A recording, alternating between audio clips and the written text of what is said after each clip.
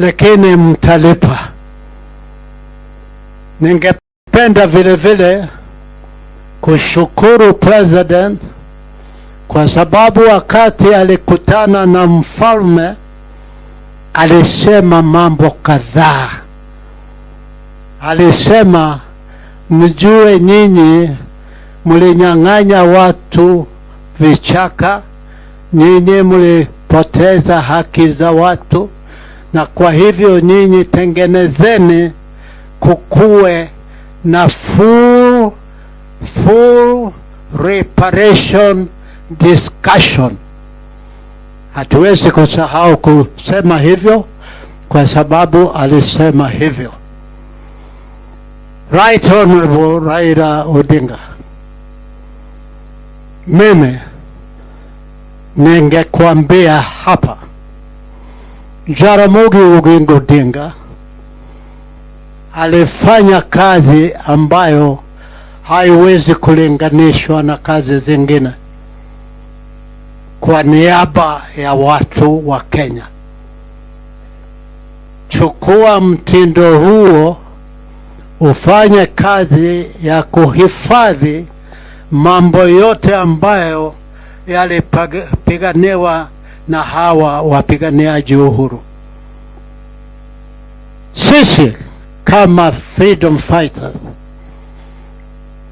na mimi naona gavana wa Makueni Kibudha Kibwana, ambao wamefanya kazi nyingi sana tangu tulipoanzia utetezi wa demokrasi. Na wewe pia usichoke, ulizaliwa kufanya kazi ya namna hiyo. Sasa wale wote ambao nazungumza juu yao, nafikiri maneno yangu mumeifahamu vyema. Kithuku, endelea na kazi hiyo hiyo, kwa sababu ni kazi ya muhimu kwa nchi yako. Watu hawawezi kuishi kama mawe.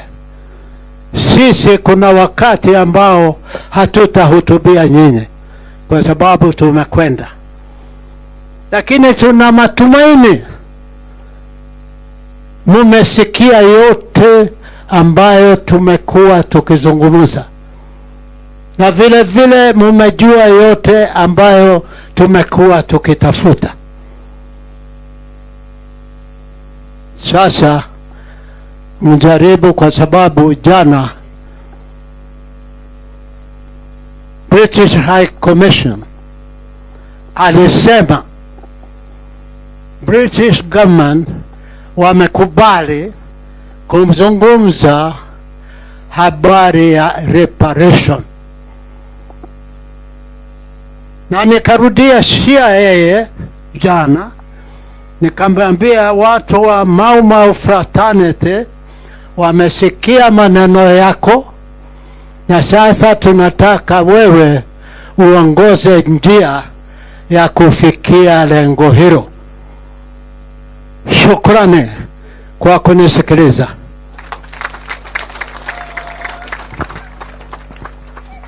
Asante sana.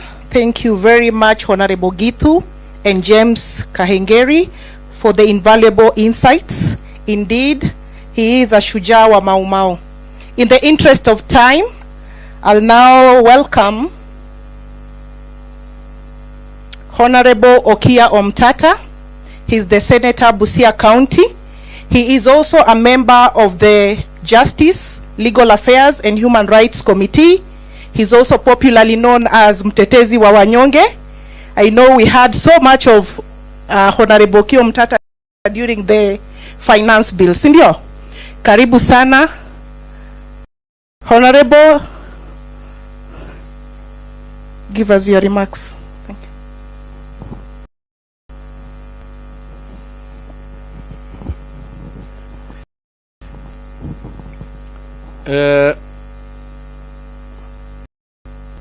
Mzee Githu wa Kihengeri, I think is the oldest member here.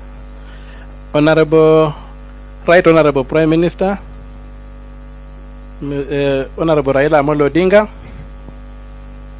and all my fellow brothers and sisters in the struggle. Hamjambo. But nimeshukuru sana kuwa hapa na kusikia machache ambayo nimesikia. Nimekuja kuchelewa kwa sababu mnapojua saa hii tunakaa kama majaji kule kwa Senate kuamua mambo yenye imetoka Meru. Na tumepatiwa break ya saa 1:30 na nikaona nikimbie nije hapa tusalimiane alafu nirudi niendelee na ile kazi mlinipea. So asanteni sana. Yangu yatakuwa mafupi. Jambo la kwanza nataka tuelewane. Kama huna story kwa Kiswahili wanainaitwaje? Kama huna hadithi, lakini hadithi inakaa kama sungura mjanja. Lakini kama huna hadithi, if you don't have a story, you don't exist. It's out of the story that you have that you can have claims to anything. Today, the most powerful people in the world are the Jews as a community. Why? They have a very long story. And so, our story needs to be understood, needs to be documented, needs to be told. Should I speak English or Swahili? Swahili. Huh? Okay. So, hiyo hadithi yetu inataka tuielewe vizuri, tuweze kuiandika, tuweze kuitunza na tuweze kuitangaza. Ndio watu wajue kwamba sisi pia ni watu ambao wanatoka mahali fulani na wana mwelekeo fulani. Na ndio maana katika seneti tumeamua kwamba haya mambo haya makosa yaliyotendwa na wakoloni ni lazima yaandikwe. Na kwa sasa hivi tunajaribu kutengeneza tume ambayo tunataka kwenda kwa kila county yaandike ni vitu gani wakoloni walitenda. Kama walipora mali yenu, mlikuwa na dhahabu kama Kakamega, itaandikwa na tutafute hiyo dhahabu ilienda wapi na iregeshwe kwa wenyewe. Tumeelewana? What I'm saying is that right now in the Senate, we have made a decision to document the atrocities that were done by the colonialists in this country. And we are going to form county-based committees of detail to interrogate and audit our narrative, to be able to ferret out violations of human rights and other crimes against humanity. And then from there, we would want to make it a state project to demand reparations. It will not be done by NGOs. It has to be the state with the support of NGOs, not the NGOs leading the fight. That's what I think in the Senate we have resolved, and we are working towards the legal framework for doing that. Jambo la pili, huu msukumo ni kwamba tumesikia mzee Githu akisema walikuja wakatunyang'anya haki yetu, mashamba yetu na kadhalika. Na sasa hivi kuna wale ambao bado wanaendelea kufanya hiyo kazi. Wanatunyang'anya haki yetu, wamekaa kwa maofisi, wanatuibia na wanatuletea umaskini. Hiyo ni lazima tukabiliane nayo. Na ndio maana sasa tukitoka hapa kwenye hii msukumo wa liberation, wa ukombozi, lazima tuingie msukumo wa emancipation. Sijui kwa Kiswahili emancipation ni nini? Ridha. Hadi? Emancipation kwa Kiswahili ni kwa English? Tumefanya ukombozi wa kujikomboa kwa mkoloni. Lakini hiyo kujikomboa ile ni kama kuvunja jela. Kama wewe umefungwa kwenye jela, alafu kuna kuja wakati wanasema hiyo jela lazima ifunjwe, itavunjwa alafu naambiwa wewe nenda nyumbani. Lakini utaenda sasa waangalie huna transport, huna nini. Jioni ikifika utarudi kwa jela, kwa mwenye jela useme si unisaidie nilale tu siku moja tena kwa hii jela nikijipanga kwenda nyumbani. Sasa tunasema kuvunja jela haitoshi. Ile haki yako ambayo ulipoteza ukiwa kwenye hiyo jela lazima upewe. Na ndio maana sasa tumeanza kuangalia kwamba mambo ya uchumi ni muhimu sana. Tuache porojo yote. Suluhu ya umaskini ni sisi wenyewe kujipanga na kusimamia uchumi wetu kwa njia ambayo inafaa. Tuanze kuangalia kwamba mali yetu ambayo tunatoza kwa ushuru inafanya kazi gani? Inatumika vipi? Na tuache mambo ya kutegemea mambo ya agriculture. At the backbone of the economy is agriculture. That's an insult in the 21st century. We must get into the service industry. We must begin competing with the rest of the world. We must begin embracing our comparative advantages. We must begin creating millionaires in our villages. We must see rich people across the country. And we are not going to do that just by repeating this mantra that agriculture. We must manufacture.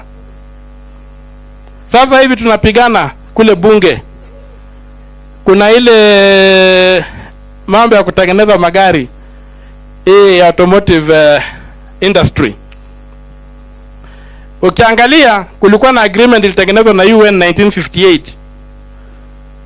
Ambapo ukisaini hiyo agreement mnaweza kuwa na kiwanda chenu hapa industrial area na mna manufacture kama ni carburetor ya Toyota ama ni filter ya Toyota, na itakuwa genuine original equipment yenye inaweza kuuzwa hata Uingereza. Kuna mabwenyenye hapa walikataa kusaini hiyo treaty. Mpaka sasa hatujasaini. Hizo vita ndio tunapigana sasa hii. Tunataka kujikomboa kiuchumi. Ule mtu anatukalia mzungu alienda, yale makosa alifanya tutamwandama. Lakini hata tukipata hiyo haitatushibisha. Lazima tuanze kujiuliza sisi kama watu wa dola hili ni vipi tutatajirika. Hakuna vile Mmeru atauza miraa atajirike. Tujenge viwanda. Tukianza kuingia kwa hizi industries zingine ambazo zinafanya hivi na vile, na kama motor vehicle tunajaribu kusukuma, tukiweza kutengeneza 40% ya motor vehicle hapa Kenya, itatusaidia kwa njia kubwa sana. Na unapata shida imekuwa miaka yote watu walikataa kuweka vidole mahali fulani kwa sababu uchumi unaendeshwa na traders, not investors. We have very many transactional characters in this country.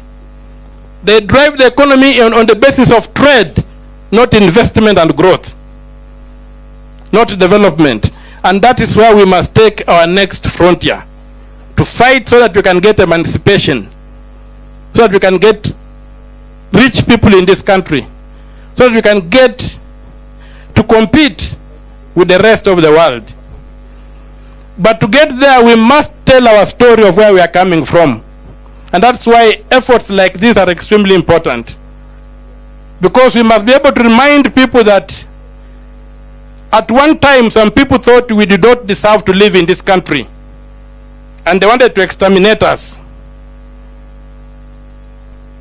And that can happen again. So how do you protect against that? It's the same people, it's the same ideologies, everything is the same.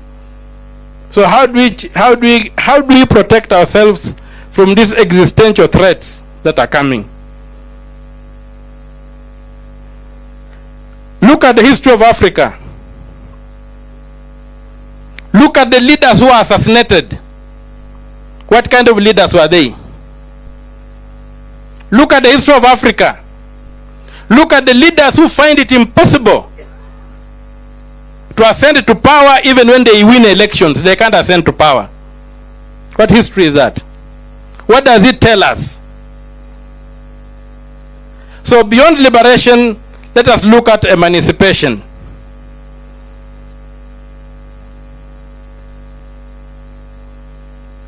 Let us look at emancipation. Let us transit from the narrative of Joshua into the promised land to Nehemiah coming back from Babylon. We are no longer in Egypt. We left Egypt in 1963. Right now we are in Babylon.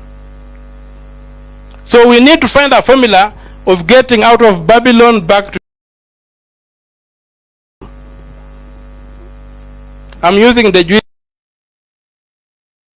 profess Christians and the Jewish. You have grafted yourself onto the Jewish story.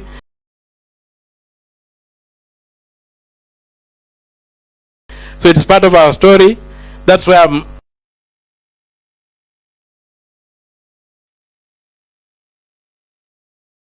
With everything you have gained, how do we go back and be the people God intended us to be?